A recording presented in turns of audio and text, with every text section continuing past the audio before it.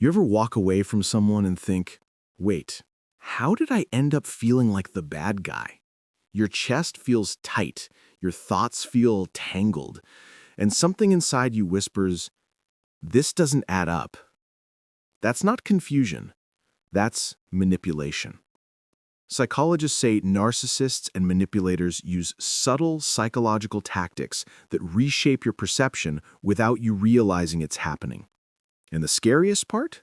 Most people don't notice the pattern until the damage is already done.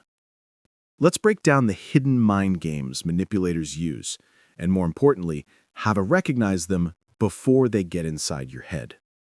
Some manipulators twist your reality so gently you barely notice it happening. Psychologists call this gaslighting, the slow erosion of your confidence through denial, distortion, and doubt.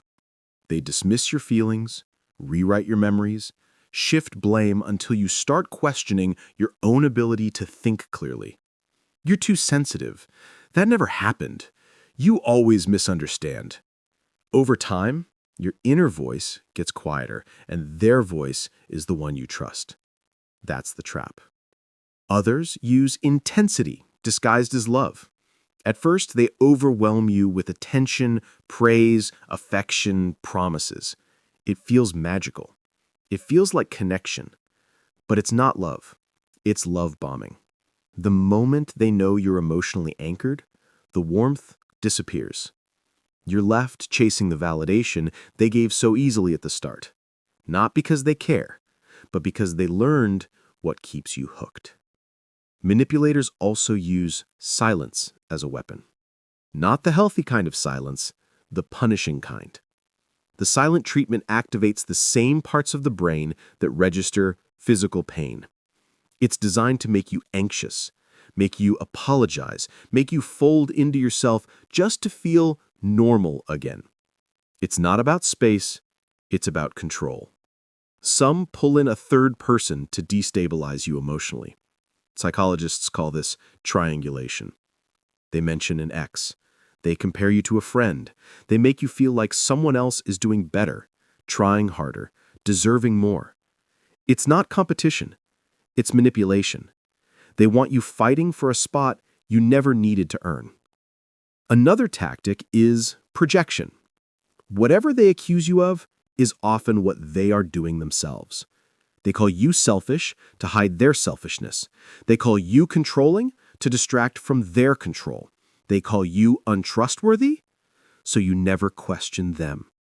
They point the spotlight at you, so you never see what's happening behind them. Then there's the tactic almost every survivor of manipulation remembers: kindness that comes and goes. Psychologists call it intermittent reinforcement, the same psychological pattern that makes gambling addictive. Good behavior, then cruelty, then affection again. Your brain starts craving the good version of them, the one who never stays long enough to feel real. It's not love. It's conditioning. Manipulators also weaken your voice by mocking your emotions. They laugh at your pain, minimize your reactions, call your feelings dramatic, exaggerated, or not that deep. When someone repeats this long enough, you start shrinking your truth until you forget what it sounded like.